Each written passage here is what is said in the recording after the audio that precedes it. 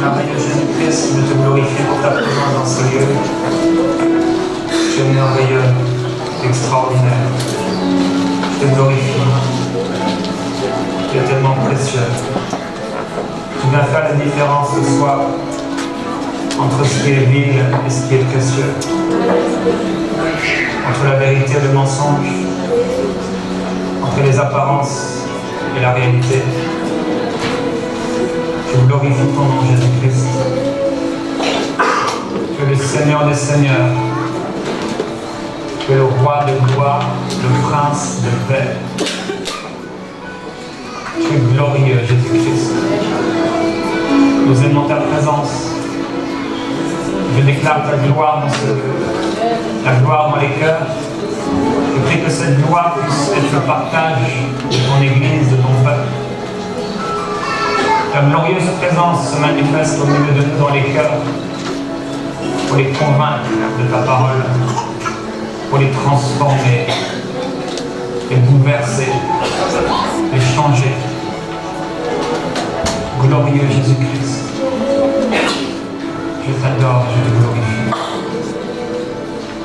Tu es merveilleux, Seigneur Jésus-Christ, et tu viens chercher une église, une épouse sans tache, sans ride, sans rien de semblable. C'est pourquoi nous voulons te laisser nous sanctifier. Nous soupirons après ta gloire, nous soupirons après ta présence, nous soupirons après toi. Comme une biche soupire après des courants d'eau. Nous soupirons après ta présence. Tu es tout pour nous. Tu es tout pour moi, Seigneur Jésus-Christ. Merveilleux Saint-Esprit, merci pour ta présence dans ce lieu et pour ton ministère. Nous ouvrons notre cœur à ta présence. Nous t'invitons dans ce lieu, nous t'accueillons. Jésus-Christ. Merci, précieux Jésus-Christ. Merci pour ton œuvre dans les cœurs. Ce soir, gloire à Jésus-Christ. Alléluia. Bonsoir à tous. Je suis heureux d'être là à nouveau ce soir avec vous, pour pouvoir vous partager la parole de Dieu. Si vous voulez bien, on va aller ensemble dans le livre d'Apocalypse.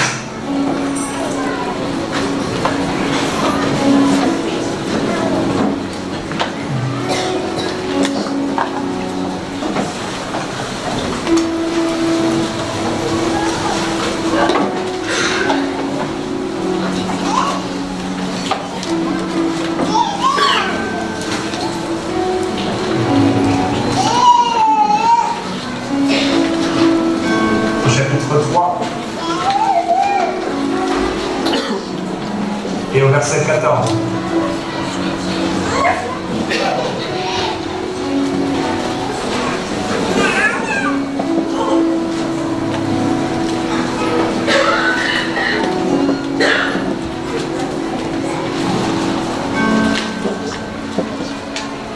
Il est écrit à l'ange de l'église de Laodicée, voici ce que dit l'Amen, le témoin fidèle et véritable, l'auteur de la création de Dieu. Je connais tes œuvres. Tu n'es ni froid ni bouillant. Si seulement tu étais froid ou bouillant. Ainsi, parce que tu es tiède et que tu n'es ni froid ni bouillant, je vais te vomir de ma bouche. Parce que tu dis, je suis riche, je me suis enrichi et je n'ai besoin de rien. Et parce que tu ne sais pas que tu es malheureux, misérable, pauvre, aveugle et nu. Je te conseille d'acheter chez moi de l'or éprouvé par le feu, afin que tu deviennes riche, et des vêtements blancs, afin que tu sois vêtu et que la honte de ta nudité ne paraisse pas, et un collier pour oindre tes yeux, afin que tu vois. Moi je reprends et je corrige tout ce que j'aime. Et donc du zèle et repens-toi. Voici, je me tiens à la porte et je frappe. Et si quelqu'un entend ma voix et ouvre la porte, j'entrerai chez lui je souperai avec lui et lui avec moi. Le vainqueur, je le ferai asseoir avec moi sur mon trône, comme moi j'ai vaincu et me suis assis avec mon Père sur son trône. Que celui qui a des oreilles écoute ce que l'Esprit dit aux églises. Gloire à Dieu.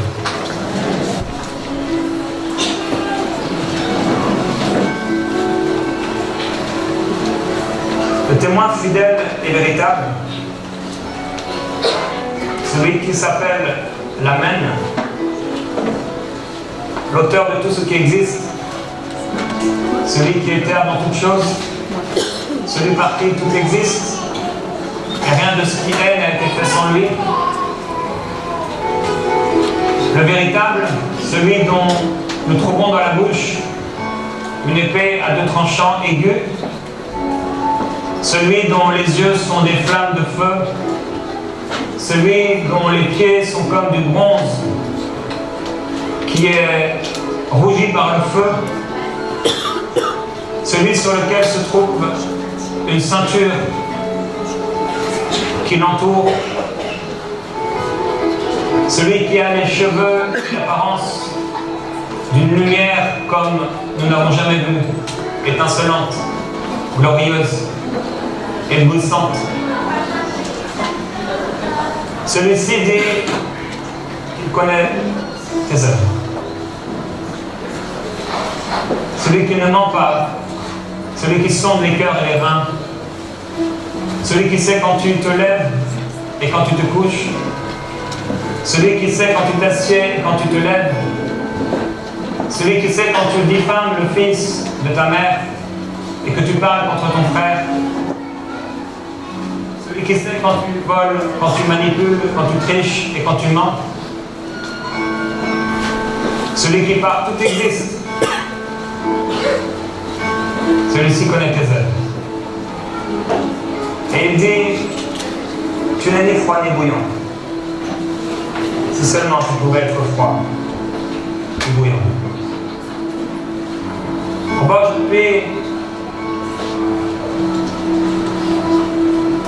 par le Saint-Esprit, travaillez profondément dans vos cœurs, si vous êtes disposés, et si vous voulez être agréable à Dieu, de laisser le Saint-Esprit faire son ministère en nous. Jésus-Christ, celui qui a les 7 étoiles dans sa main droite et qui se promène au milieu des 7 chandeliers, connaît nos œuvres. Il dit, tu n'es ni froid, ni bouillant. Quelqu'un qui n'est pas froid, c'est quelqu'un qui soit sera tiède, soit sera bouillant. La Bible déclare qu'on verra, plus le temps va avancer et plus nous verrons la différence entre celui qui sert véritablement Dieu et celui qui ne le sert pas. Celui qui est froid, c'est quelqu'un qui a perdu sa foi, qui était auparavant bien vivante, sa foi chrétienne, qui a perdu le désir de sainteté, qui a perdu le désir d'accomplir réellement la volonté de Dieu. C'est quelqu'un qui est froid, qui est plus intéressé aux choses de ce monde qu'aux choses de Dieu. C'est quelqu'un dont les activités révèlent le cœur. Et ces activités ne montrent que son cœur est froid, est loin de Dieu, loin des intérêts de Dieu. Être froid, c'est être paresseux, être inerte, comme handicapé spirituellement. C'est un endroit de léthargie spirituelle. Il dit, je sais que tu n'es ni froid ni bouillant. Ainsi, parce que tu es tiède et que tu n'es ni froid ni bouillant, je vais te vomir de ma bouche, parce que tu dis, je suis riche, je me suis enrichi et je n'ai besoin de rien. La solution que le Seigneur Jésus-Christ propose par rapport au problème de cette personne qui est tiède, c'est d'être zélé. Il dit au verset 29, au verset 19, je reprends et je corrige tout ce que j'aime. Aie donc du zèle et repens-toi. Il est parlé d'un homme dans les Actes, au chapitre 18, au verset 25. C'est un homme qui s'appelait Apollos. La Bible dit qu'il était un homme éloquent et il était versé dans les Écritures. Il dit, il était instruit dans la voie du Seigneur et il était fervent d'esprit. Il annonçait et enseignait avec exactitude ce qui concernait Jésus, tout en ne connaissant que le baptême de Jean. Il se mit à parler ouvertement dans la synagogue et Priscille et Aquilas, après l'avoir entendu, le prirent avec eux et lui exposèrent plus exactement la voie de Dieu. Voilà un homme, Apollos, qui est fervent d'esprit. Cette ferveur d'esprit l'amène à risquer sa vie pour pouvoir proclamer la parole de Dieu, pour pouvoir annoncer l'évangile. Cet homme, à cause de la ferveur d'esprit qui est en lui, il est animé par un désir, par un esprit contraire à ce qui s'est toujours fait jusque-là. Il vient parmi les Juifs, et après que Jésus-Christ ait été crucifié à cause de cette même ferveur d'esprit, il vient et il annonce que Jésus-Christ est véritablement le Messie, qu'il est véritablement le Fils de Dieu.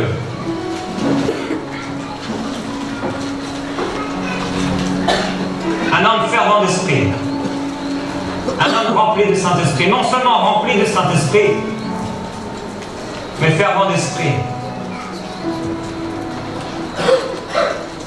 On peut être rempli du Saint-Esprit sans être fervent dans l'esprit. On peut être né de nouveau sans être fervent dans l'esprit. On peut avoir été sauvé et ne pas être fervent dans l'esprit. On peut même être baptisé du Saint-Esprit et ne pas être fervent dans l'esprit. Jésus dit, parce que tu n'es ni froid ni bouillant, je te vomirai. C'est pourquoi il est indispensable pour nous d'être bouillant. Il est indispensable pour nous d'être fervent d'esprit. Jésus-Christ vient chercher une épouse qui est sans tache et ni ride et ni rien de semblable. Une épouse qui est pure, une épouse qui est remplie de ferveur, fervent d'esprit. Dieu t'appelle à être fervent d'esprit. Dieu t'appelle non seulement à être sauvé, à être baptisé du Saint-Esprit, à être rempli de l'Esprit, mais à être fervent d'esprit, à être fort dans l'esprit, à être dynamique dans l'esprit, à aller de l'avant dans l'esprit. Cet homme ne connaissait pas tout parfaitement, et c'est pourquoi les deux apôtres ont dû lui expliquer un peu mieux ce qui concernait Jésus-Christ. Mais malgré son manque de connaissances,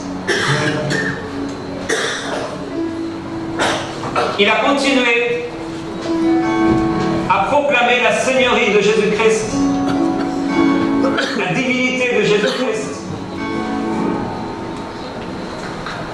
bien qu'il risquait sa vie à tout moment.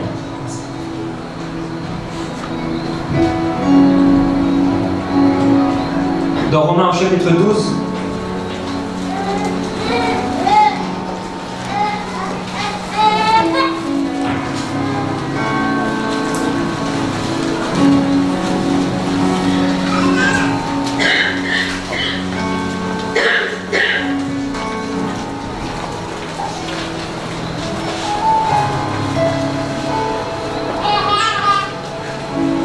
il est écrit au verset 11,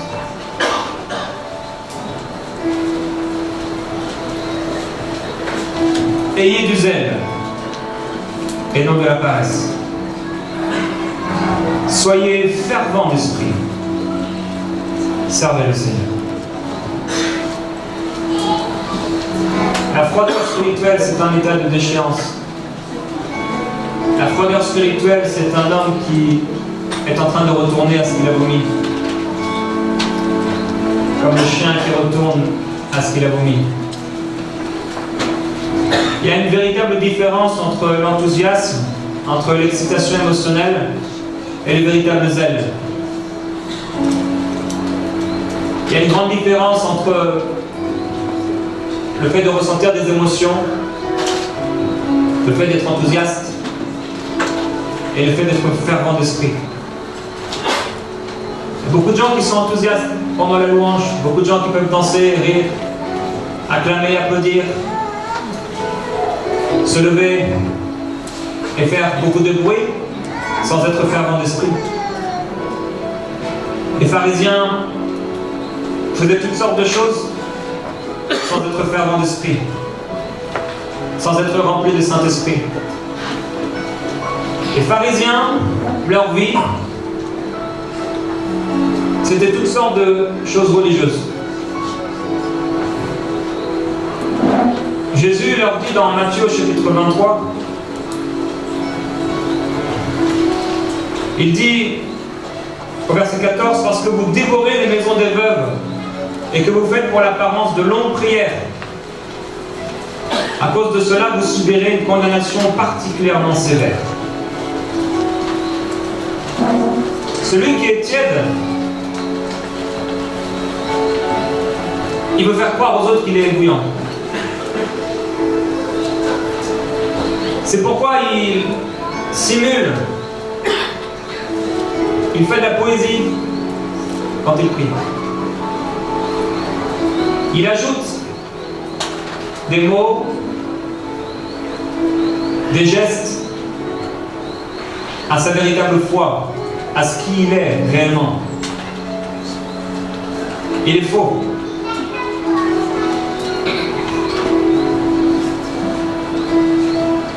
Il dit au verset 23, « Malheur à vous, scribes et pharisiens hypocrites, parce que vous payez la dîme de la menthe, de la nette, du cumin, et que vous laissez ce qu'il y a de plus important dans la loi, le droit, la miséricorde et la fidélité. » C'est là ce qu'il fallait pratiquer sans laisser de côté le reste. Non seulement il faisait de longues prières pour l'apparence, pour être aimé des gens, ils allaient peut-être à des groupes de prière pour montrer qu'ils étaient là.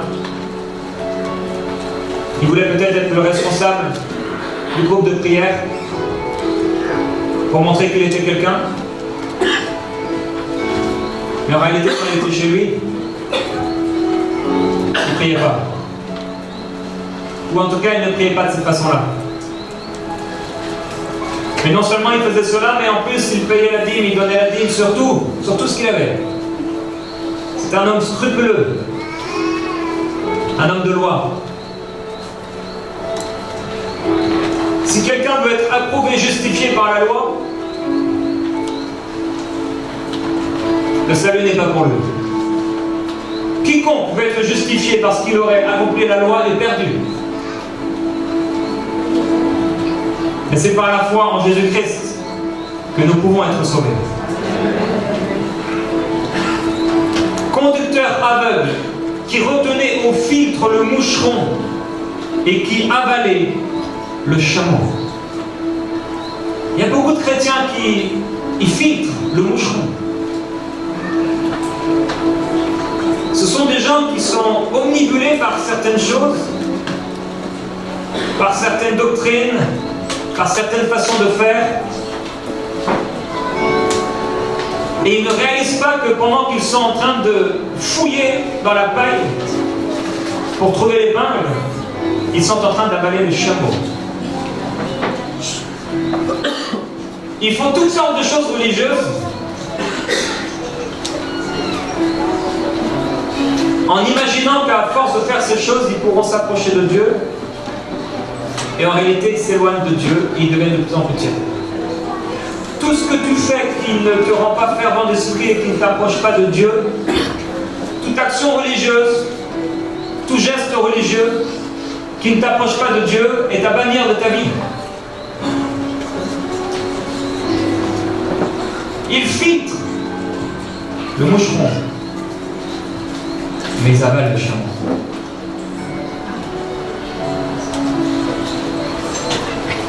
Ils se donnent loi sur loi, en oubliant ce qui est le plus important. Ésaïe va prophétiser dans son livre, au chapitre 58, il parle du véritable jeûne, et il parle de ces gens qui jeûnent et qui s'abstiennent de manger, mais qui, pendant leur jeûne, frappent durement du poing, sont durs envers leurs serviteurs et parlent mal les uns contre les autres. Je me souviens avoir vu une femme musulmane. Cette femme avait été l'amie de mon épouse lorsqu'elles étaient étudiantes. Et cette femme ne m'aimait pas à cause de ma foi. Et en plein ramadan, j'étais dans un centre commercial avec Annabelle et pendant 10 minutes, 15 minutes, elle parlait à mon épouse sans jamais me regarder. C'était un exploit oculaire. En plein jeûne, tu diffames le fils de ta mère, tu te dis chrétien et tu parles contre un frère. Toi qui dis aux autres de ne pas dérober, tu voles et tu trompes. Tu dis aux autres de ne pas commettre d'adultère et ton cœur est rempli de vices et de péchés cachés. Il filtre pour les apparences, pour ne pas manger les moucherons. Mais ils avalent le chameau, il passe à côté. Il passe à côté. La Bible déclare qu'il y aura un temps où les gens se donneront maître sur maître, docteur sur docteur, parce qu'ils auront la démangeaison d'entendre des choses agréables qui caresseront leurs oreilles. Partout dans le monde, dans l'Église, on trouve ce genre de chrétiens. Certains sont perdus, certains sont sauvés, qui courent après un accomplissement personnel. Ils ne veulent pas changer. Ils disent dans leur chant que Dieu est le premier, mais dans la réalité de leur vie, Dieu n'est pas le premier. Ils ne sont pas prêts à obéir à Dieu. Ils sont remplis d'eux-mêmes, remplis de leurs désirs. Ils sont paresseux en ce qui concerne la foi. Pierre s'est retrouvé, après avoir renié Jésus, la première fois, auprès de ce feu parce qu'il faisait froid. Il voulait se réchauffer. Pierre est l'image de quelqu'un qui, parce qu'il a peur, garde une distance entre lui et Jésus. Beaucoup de chrétiens gardent une distance entre Jésus et eux. En fait, la place que prend Jésus dans notre vie n'est pas déterminée par le Seigneur, mais par nous. C'est nous qui choisissons la distance à laquelle Dieu se trouve de nous, parce que Dieu dit « Approchez-vous de moi et je m'approcherai alors de vous ». Si Dieu n'est pas proche de vous, c'est parce que vous êtes loin de lui. Et si Dieu est proche de vous, c'est parce que vous vous êtes approché de lui.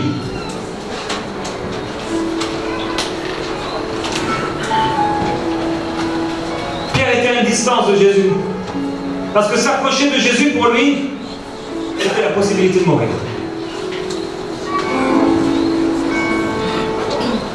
Il y a un homme, alors qu'on a livré, trahi Jésus, pendant que Judas est venu, la Bible dit que cet homme, il était recouvert d'un drap. Certainement, c'était un curieux. Il était certainement chez lui, il a entendu du bruit, il a vu une armée qui commençait à s'avancer dans la nuit. Et vêtu de ce drap, il est sorti de chez lui. Et il a regardé la scène. La Bible dit que quand les disciples ont commencé à s'enfuir, l'un des soldats a pris son bras et cet homme s'est enfui tout nu. Jésus dit, parce que tu ne sais pas que tu es misérable, malheureux, pauvre et nu. Cet homme, c'était un curieux. Il voulait voir ce qui se passait. Il y a beaucoup de gens qui vont à l'église pour voir ce que Dieu va faire. Beaucoup de gens qui vont à l'église pour voir si Dieu va leur donner ce qu'ils veulent. Mais en fait, leur cœur est tellement éloigné de celui de Dieu. Si Dieu ne répond pas à ce qu'ils veulent, ils quittent, ils partent, ils s'enfuient.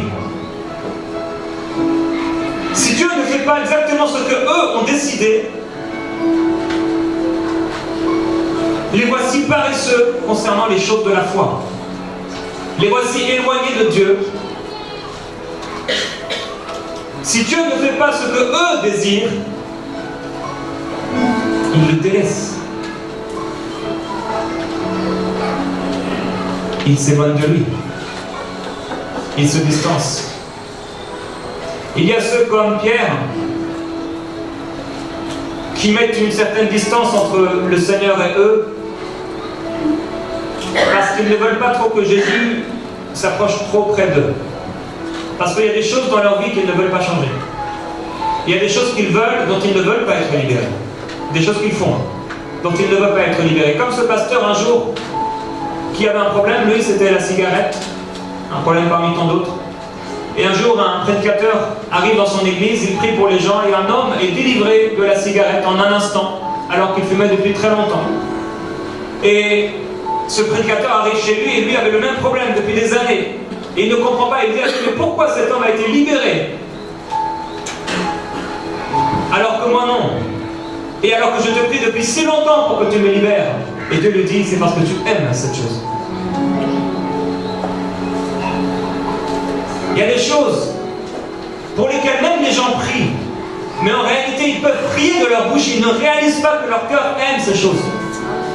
Un jour j'étais dans une conférence de guérison, dédiée à la guérison des malades. Et l'homme qui prêchait a fait un appel. Il a dit, il y en a beaucoup parmi vous, vous recevez des prestations sociales, etc., de la sécurité sociale, etc. Et à cause de cela, vous ne voulez pas être entièrement guéri. Il y a eu des dizaines de personnes qui se sont avancées, qui s'étaient déplacées pour aller dans une conférence de guérison, qui priaient pour être guéris. En réalité, ils ne voulaient pas être guéris. Une femme s'avançait alors que j'étais au début de mon ministère, elle était boiteuse dans l'église. Elle s'avançait devant, et quand je l'ai vue avancer, j'ai senti un malaise. Je lui ai dit, mais est-ce que tu veux vraiment être guéri? Elle me dit non, parce que si je suis guéri, il me faudra trouver un travail.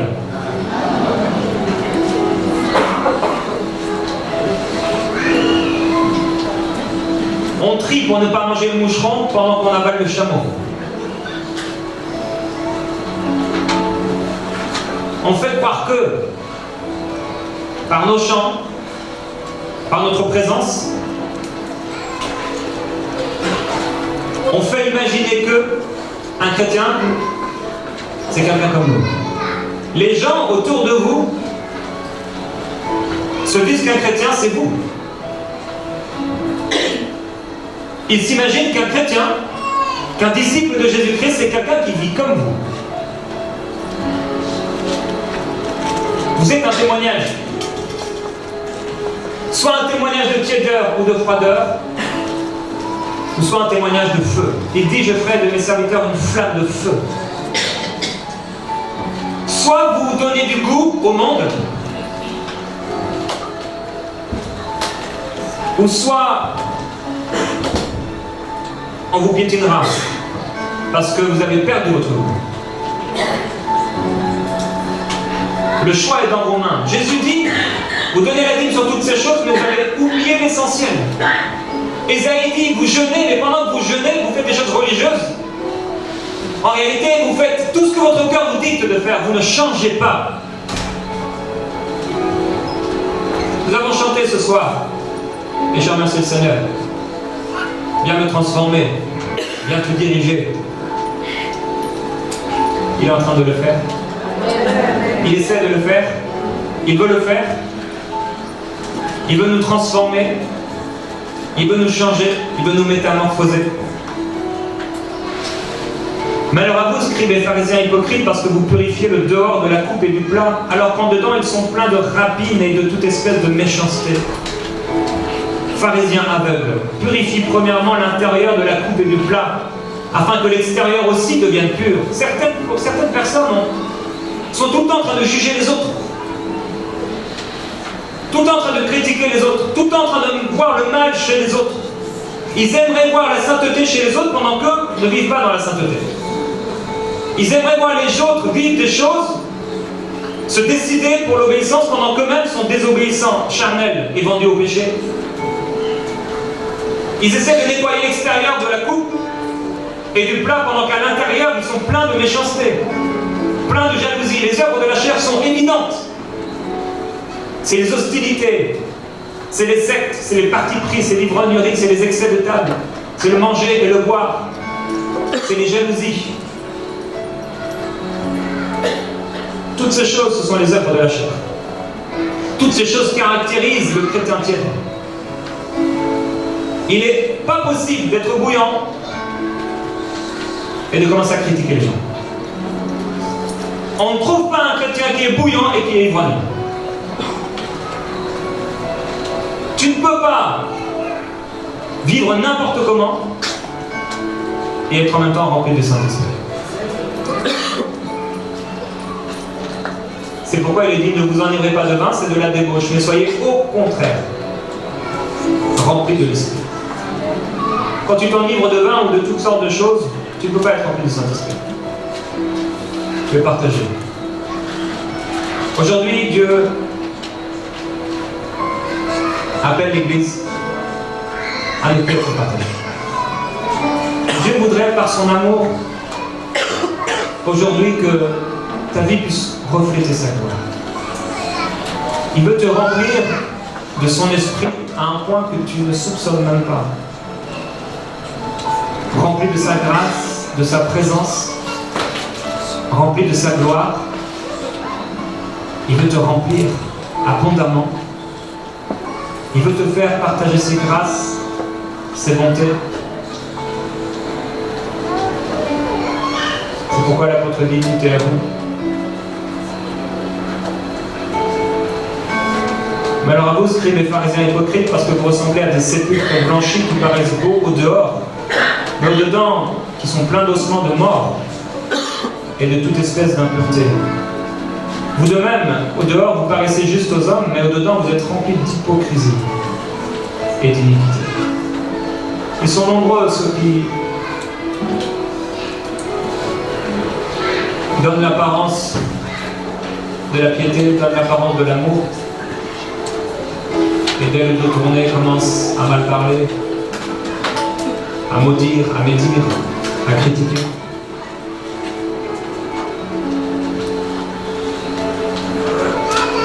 Apocalypse chapitre 3.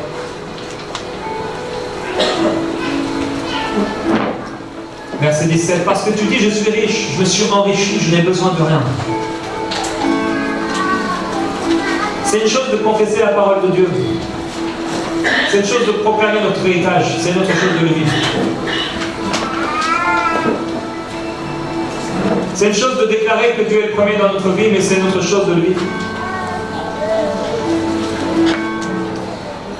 C'est une chose de déclarer qu'on est la tête et qu'on est en haut. C'est une autre chose de l'expérimenter. Il y a tout un courant d'enseignement où on confesse la parole de Dieu et c'est bien de la confesser, mais c'est mieux de la vivre. Les pharisiens l'avaient dans leur bouche, mais pas dans leur cœur. Jésus dit qu'ils se faisaient des coffres avec des versets écrits dedans, plus gros que les autres. Ils avaient de longs vêtements, ils se faisaient des phylactères. Tout ce que tu fais pour te donner une apparence chrétienne. Jésus vomit ça. Ce genre d'œuvre qui passera au feu ne produira rien. C'est pourquoi on doit se débarrasser de toute hypocrisie, de tout faux semblant, de toute apparence. Tu ne sais pas que tu es malheureux et misérable. L'apôtre Paul va dire à un moment dans le livre de Romains, il dit « Misérable que je suis, qui me délivrera de ce corps de mort ?» Il parle ici de ce qui se passe dans la chair entre le désir de vouloir plaire à Dieu, le désir de faire le bien, mais l'incapacité d'une manière charnelle de le faire. Il dit en parlant de l'homme charnel, j'aimerais faire le bien mais je ne le fais pas, et le mal que je ne voudrais pas faire, je le fais. Et c'est là qu'il s'écrit, malheureux que je suis, qui me délivrera de ce corps de mort? Et il s'exclame alors, il dit, Dieu soit loué, c'est par Jésus-Christ, notre Seigneur. Jésus dit, tu ne sais pas que tu es malheureux et que tu es misérable. On est malheureux et misérable lorsqu'on est charnel. Lorsque cette lutte à l'intérieur de nous nous rend perdants. Lorsque nous agissons dans la chair, c'est pourquoi il dit, c'est bien de vivre dans l'esprit, mais maintenant marcher aussi dans l'esprit. C'est bien de s'affectionner aux choses de l'esprit. C'est bien de méditer la parole de Dieu. C'était bien pour ces pharisiens de donner la dîme. C'était bien, pourquoi pas, d'enlever le moucheron. Si seulement ils n'avalaient pas le chameau. C'est bien de prier, c'est bien de méditer. C'est bien d'aller à l'église. C'est bien de dire aux gens qu'on est chrétien. Mais c'est encore mieux de l'être. C'est encore mieux de le démontrer, c'est encore mieux de le manifester. Comment nous allons manifester que nous sommes ses disciples? Par l'amour que nous avons les uns pour les autres. Tu n'aimes pas, mais tu es loin de Dieu. Tu n'aimes pas les gens, tu n'as pas compris, comme il faut comprendre. Tu détestes les gens? Tu parles contre les gens? Tu espères le mal dans la vie des gens? Tu es loin du cœur de Dieu. Très très loin. Très loin. Tu désires la vengeance? Tu pries contre tes ennemis? Tu demandes que du charbon ardent soit déposé sur leur tête, sans réaliser que ce charbon est là pour les transformer, les changer, les purifier, les sauver. Et toi, tu ne pries pas pour qu'ils soient sauvés, tu pries pour qu'ils soient condamnés. Ce n'est pas le Saint-Esprit qui inspire de telles prières.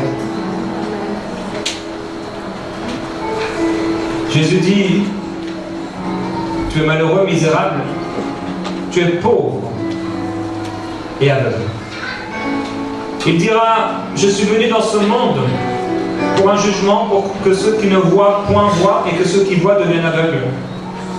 Il est écrit, quelques pharisiens qui étaient avec lui ayant entendu ces paroles lui dire, nous aussi nous sommes aveugles. Jésus leur répondit, si vous étiez aveugles, vous n'auriez pas de péché. Mais maintenant vous dites, nous voyons. C'est pour cela que votre péché subsiste.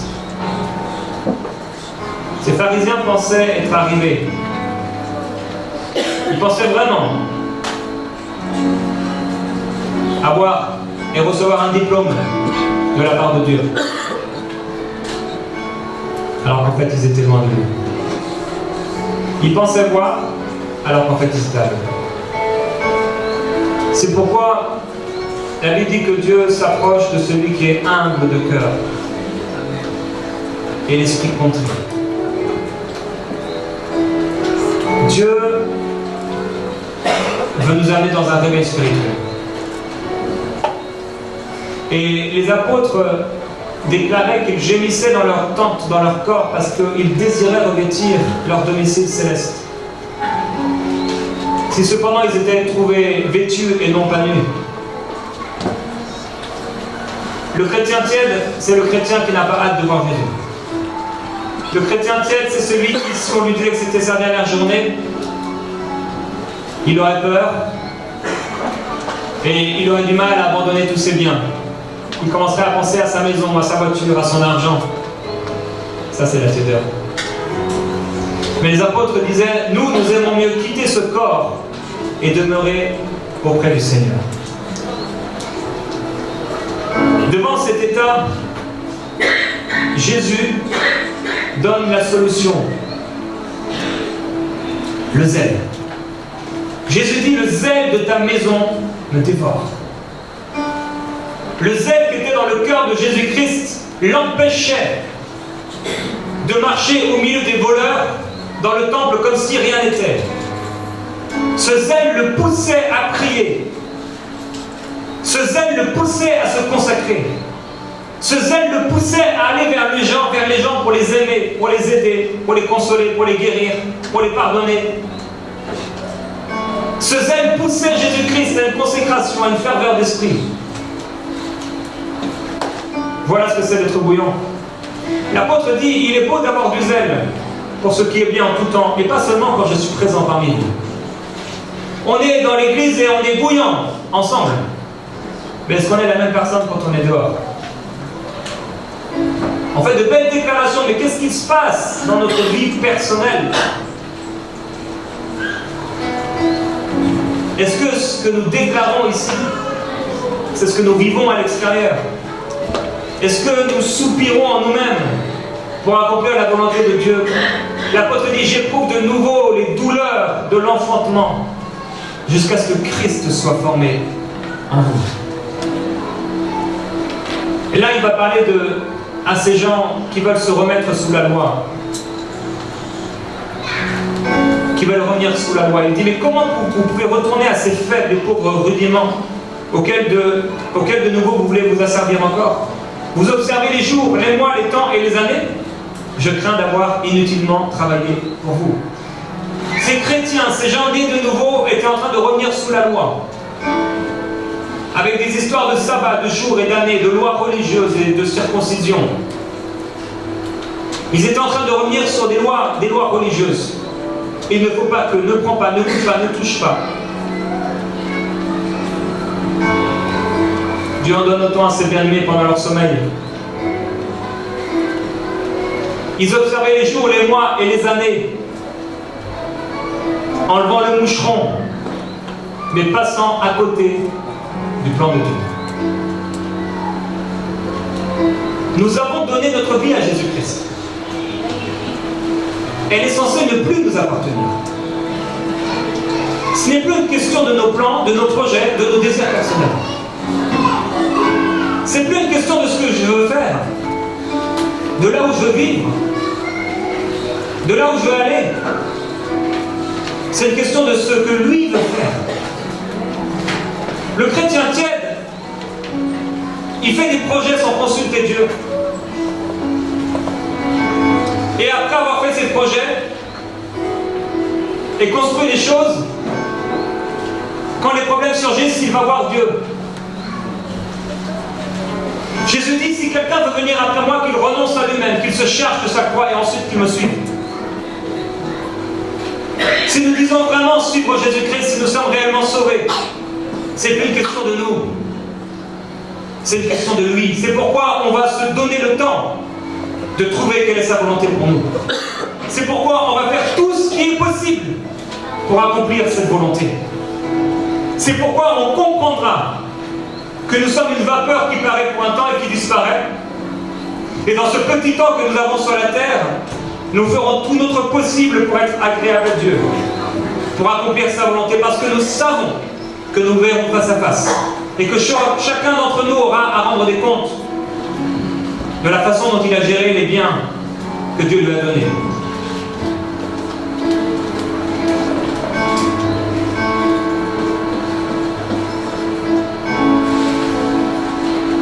Quand nous ne prions pas,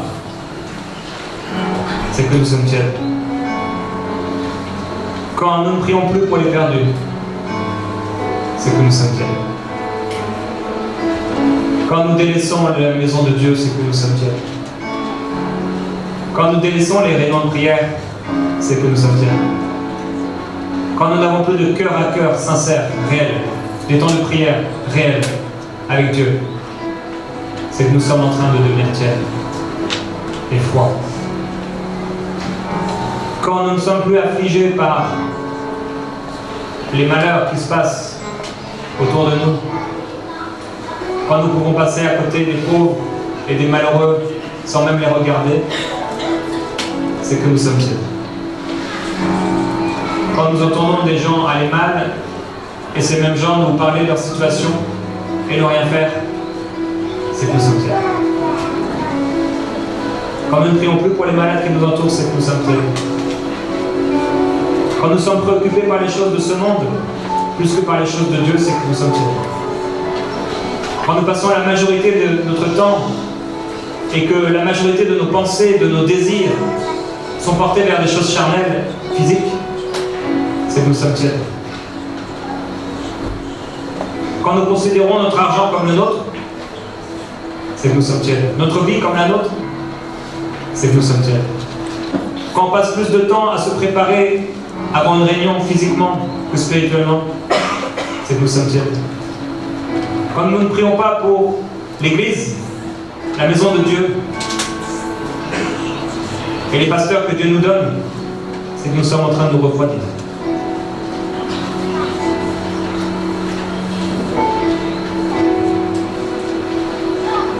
Je connais tes œuvres. Tu n'es ni froid ni bouillant. Si seulement tu étais froid ou bouillant. Quand nous délaissons la méditation de la parole de Dieu et que nous passons plus de temps à regarder la télé qu'à lire la Bible, c'est que nous sommes tièdes. Quand nous écoutons les nouvelles de ce monde à la radio et qu'on n'écoute pas la voix de Dieu pour savoir qu'est-ce qu'il a à dire aujourd'hui, c'est qu'on est devenu froid.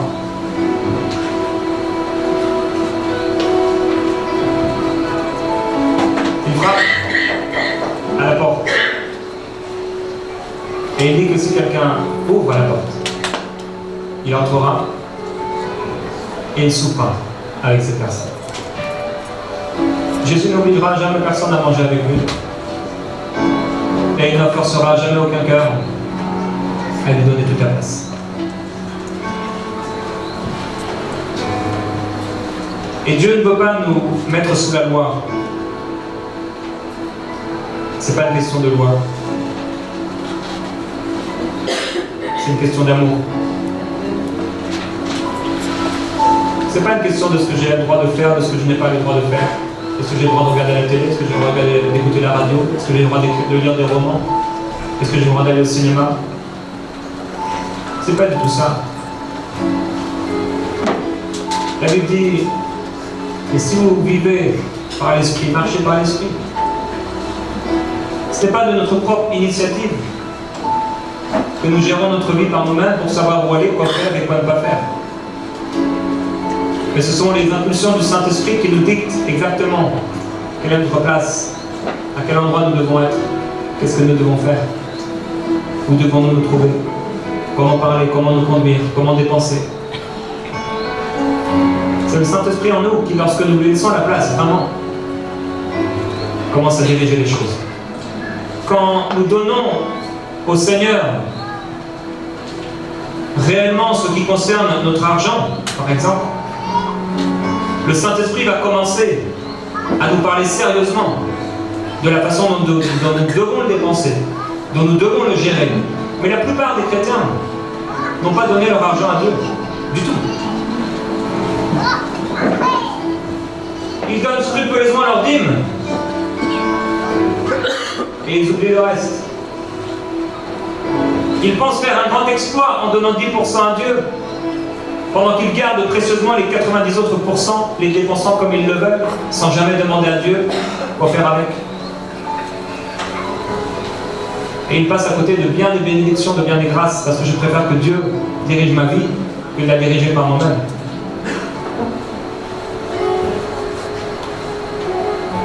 Dieu veut sanctifier son Église. Il veut la purifier. Il veut la remplir de sa gloire, la remplir de sa présence. Il veut nous remplir du Saint-Esprit. Mais on ne peut pas être rempli du Saint-Esprit si on ne veut pas l'être. On ne peut pas du jour au lendemain devenir fervent d'esprit si on n'a pas décidé de l'être. Quelqu'un qui est fervent de l'esprit a pris la décision de le devenir. Quelqu'un qui est consacré, ça ne lui est jamais tombé dessus comme ça. Il a pris la décision de se consacrer. Quelqu'un qui aime, c'est quelqu'un qui a choisi d'aimer. Ça ne lui est pas venu comme ça. Ça n'est pas tombé du ciel sur lui. Parce qu'en réalité, la Bible dit que Dieu a répandu dans nos cœurs son amour par le Saint-Esprit. Son amour est là, mais on peut pourtant haïr les gens, les détester. C'est donc notre choix d'aimer. Et nous pouvons aimer comme nous pouvons haïr. Si quelqu'un veut, Jésus dit, si quelqu'un veut venir, il ne te prendra pas il ne te forcera pas, il te prendra par la main pour le suivre, il te laissera.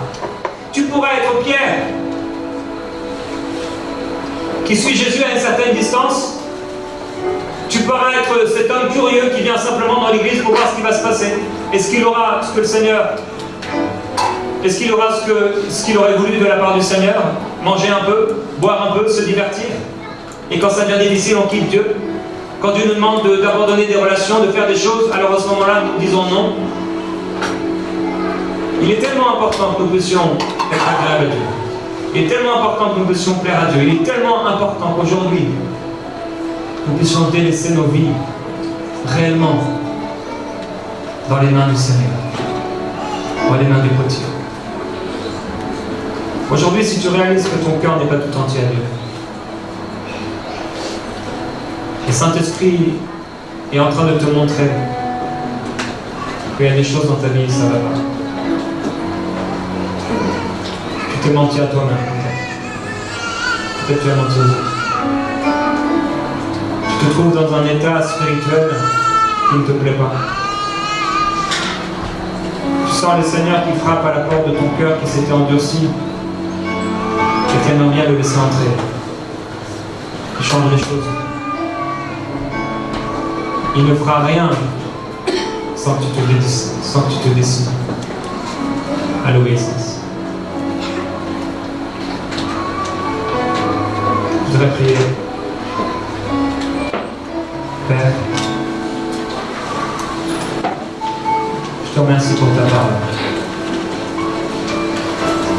Tu corriges tout ce que tu aimes. Et si tu nous corriges, même si ça paraît au départ être un sujet de tristesse, c'est pour produire à travers nous un paisible fruit de justice. Si tu nous corriges et si tu mets le doigt sur des choses qui ne vont pas dans nos vies, c'est parce que tu as préparé des œuvres bonnes afin qu'on les pratique. Mais il sera impossible qu'on les pratique si on est charnel, si on vit pour nous-mêmes. Tu veux amener cette Église et ses croyants dans un réveil spirituel. Tu veux te manifester au milieu d'eux, les remplir de ta présence, les remplir de ta gloire. Et pour cela, tu veux que leur cœur soit ouvert et qu'ils te cherchent, qu'ils soupirent réellement après toi, comme une biche soupire après des courants d'eau. Glorieux Saint-Esprit, au-delà de mes mots, au-delà de mes paroles, viens maintenant, s'il te plaît, parler au cœur. Est-ce que là, ce soir, Jésus dit, pour changer cet état, donc du zèle et repens-toi. Si tu as besoin de te repentir, tu peux le faire maintenant. Tu réalises qu'il y a des choses, des départements dans ta vie, ton cœur, qui ne est pas entièrement dédié là où tu es.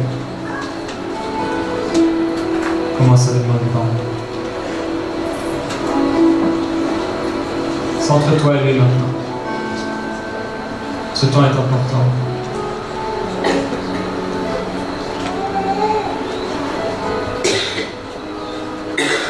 C'est pas une question de mes paroles, de mon message, mais de ce que l'Esprit veut te dire. Ne t'arrête pas sur un mot, mais qu'est-ce que le Saint-Esprit a voulu te dire? Qu'est-ce que le Seigneur veut de toi ce soir? Qu'est-ce qu'il te dit? Qu'est-ce qu'il montre dans ta vie? Qu'est-ce qu'il veut changer?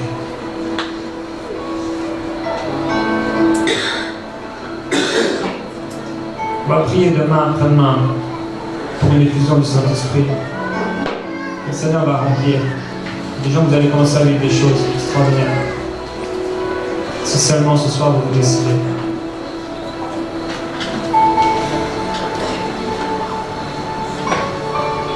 vous êtes plusieurs personnes à vivre pour vous-même. Que le Seigneur donne votre cœur.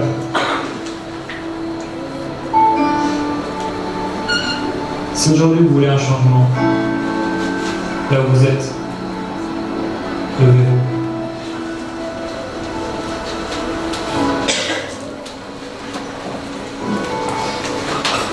Soyez fervents d'esprit.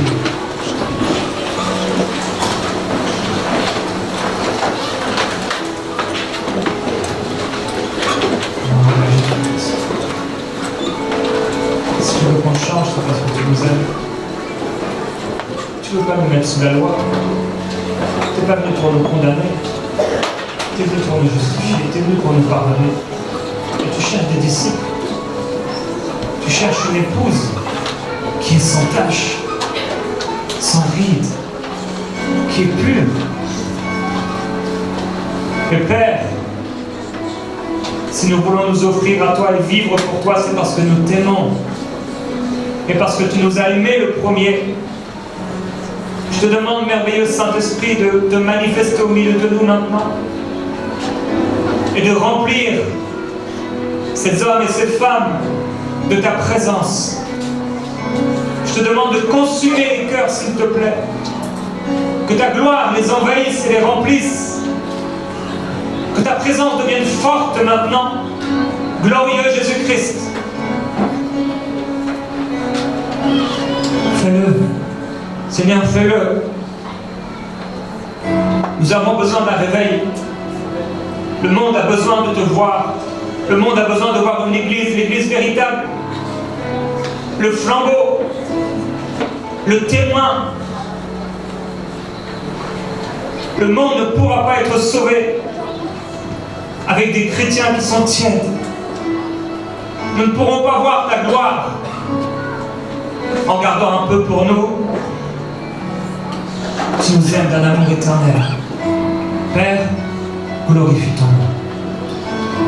Tu connais chaque cœur maintenant. Certains qui restent fermés, certains qui sont vraiment authentiques, sincères, certains qui sont prêts à changer, qui sont prêts à délaisser leurs péchés.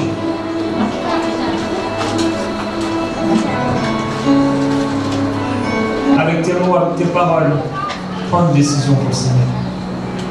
Fais une alliance avec lui. Dis-lui ce que tu vas changer. Dis-lui ce que tu vas changer. Et demande-lui la force de réussir. Il va le faire.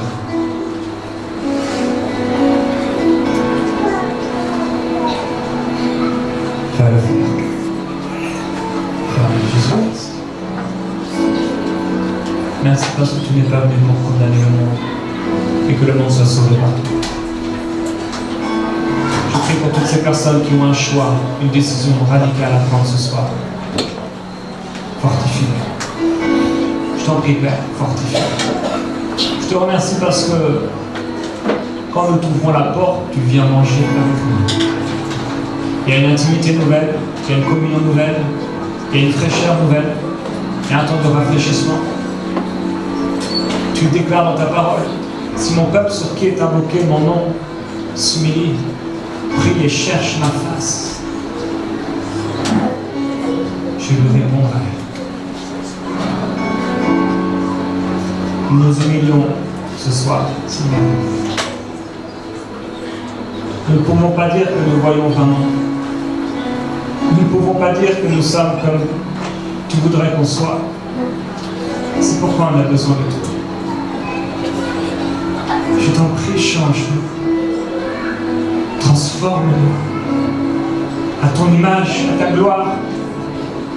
Éloigne de nous toute cupidité, tout amour de l'argent, tout amour pour des idoles. Éloigne de nous les idoles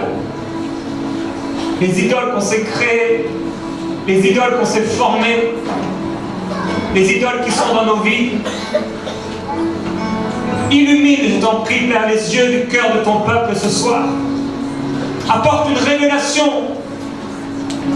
de ce que tu veux, de ce qui ne va pas, de ce qui doit être changé.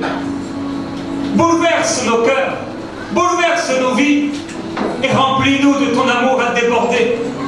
Remplis ce peuple de ton amour, s'il te plaît, Père. Remplis-les de ta paix, remplis-les de joie, parce que c'est ton royaume, la paix, la joie et la justice. Je prie qu'ils marchent en toute justice dans ce monde, en toute honnêteté, en toute vérité, en toute sincérité. Je prie qu'ils soient remplis de ta paix, parce que lorsque nous t'obéissons, nous sommes dans la paix. Je prie qu'ils soient joyeux, remplis de joie, parce que ce n'est plus eux qui vivent, mais c'est toi qui vis en eux. Et lorsque nous regardons à toi, nous sommes rayonnants de joie. Nous ne pouvons pas l'inventer, nous ne pouvons pas le fabriquer. C'est lorsque nous nous livrons à toi et non pas à nos penchants charnels que nous sommes restaurés. Père, je veux prier pour quelqu'un qui est déçu, pour quelqu'un qui s'est éloigné de toi, pour quelqu'un qui est tourmenté par des questionnements de la loi, qui est préoccupé par des choses religieuses. Libère-le, libère cette personne et remplis-la du Saint-Esprit. Je déclare un changement au nom de Jésus-Christ, une transformation dans l'esprit dans ta vie. Je déclare la gloire de Jésus-Christ sur toi et sur ta maison, la présence de Dieu sur toi maintenant. Est-ce que vous pouvez lever les mains vers le Seigneur et recevoir? Glorieux Jésus-Christ, merci. La présence remplit maintenant les cœurs. La présence remplit les cœurs. Glorieux Jésus-Christ. Nous allons chanter ce dernier chant qu'on a pris tout à l'heure.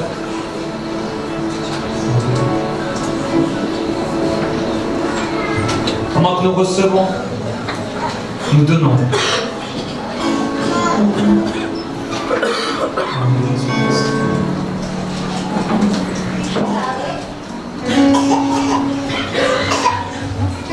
Toute correction paraît au premier abord un sujet de tristesse. Mais la correction dans la vie de ceux qui ont été ainsi formés devient un sujet de bénédiction. Parce que nous voulons changer, il nous remplit. Parce que nous ne nous enivrons plus de vin et des choses de ce monde, il nous remplit du Saint-Esprit. Nous choisissons la distance qui se trouve entre lui et nous. C'est pourquoi Dieu dit: approchez-vous de moi, cherchez-moi. Pendant que je me laisse trouver par vous, cherchez-moi. Mais cherchez-moi de tout votre cœur. Je prie que vous puissiez chercher le Seigneur de tout votre cœur. Que ce ne soit pas juste un chant, que ce ne soit pas juste un temps, une réunion, une semaine particulière. Mais que votre vie puisse vraiment être le reflet de sa gloire. Que le monde puisse voir à travers vous ce qu'est un véritable chrétien. Quelqu'un qui marche avec Dieu. Devenez puissant à tous égards. Et par sa force glorieuse, soyez fortifiés. Au nom de Jésus-Christ. Alléluia.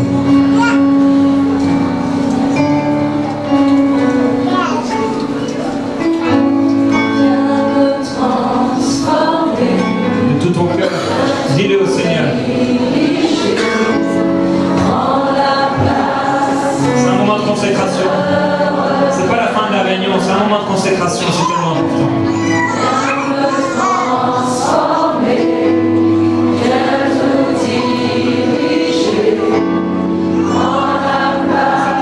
Vous devez vous mettre à genoux. Est-ce que vous ressentez cela?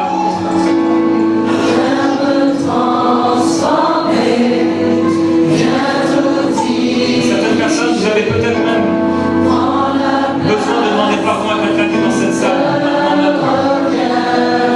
de confesser un péché particulier.